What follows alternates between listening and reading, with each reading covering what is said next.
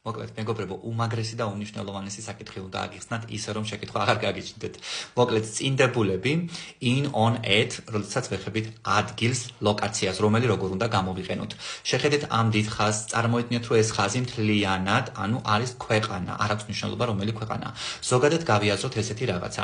რაღაც, რასაც საზღვრები გააჩნია, მაგალითად ქვეყანას და მისი ლოკაცია მოიაზრება რაღაც უფრო დიდში, მაგალითად ქვეყანას, როდესაც გავიაზრებთ, ის არის რომელიმე კონტინენტზე, ქალაქს, რომელსაც გავიაზრებთ და ქალაქს აქვს საზღვრები, როგორც ქვეყანას, ის არის რომელიმე ქვეყანაში, ანუ რაღაცის ლოკაციას რომ ვეძებთ, რომელიც რაღაც უფრო დიდში მოიაზრება, მაგალითად ვეძებთ თბილისის ლოკაციას, რომელიც საქართველოში მდებარეობს, ანუ თბილისი დიდი არის საქართველო და თბილისის საზღვრები მოქცეულია საქართველოს საზღვრებში. ამ შემთხვევაში ვიყენებთ in წინდებულს. შესაბამისად ქვეყანასთან იქნება in. და პირველ მაგალითზე გვაქვს მოცემული კანადა და უნდა ჩავსვათ in Canada.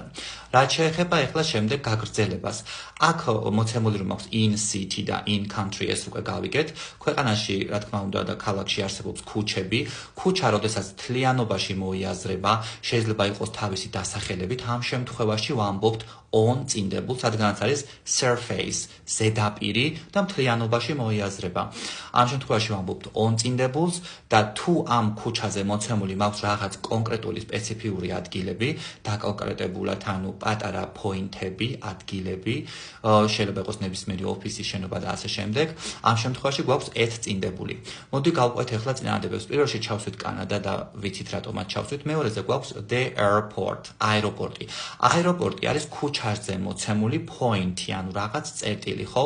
როგორც ვთქვით და მიწერია აქ ქვემოთ ნახაზზე, ადგილებთან, სადაც დაკონკრეტებულია ქუჩაზე სად მდებარეობს და რა მდებარეობს, ამ შემთხვევაში ვიყენებ at წინდებულს, იქნება at the airport. შემდეგ მოდის Oxford Street. როგორც ვთქვით, ქუჩებთან ვიყენებთ on წინდებულს, იმიტომ რომ ქუჩა თავის დასახელებით მთლიანობაში მოიაზრება, მაგრამ მეოთხეში, რადგან 25 ნომერი აქვს Oxford-ის ქუჩას მინიჭებული, ეს მეუბნება, რომ Oxford-ის ქუჩას მთლიანად კი არ მოიაზრებს, მხოლოდ მის 25 ნომერს მოიაზრებს და გადავიდა პოინტებში და წამოვა at წინდებული განსხვავებით მესამე წინადადებისა.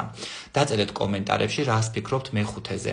პარისთან რომელ წინდებულს გამოიყენებდით, არ დაგავიწყეთ ვიდეოს მოწონება და გვერდის გამოწერა.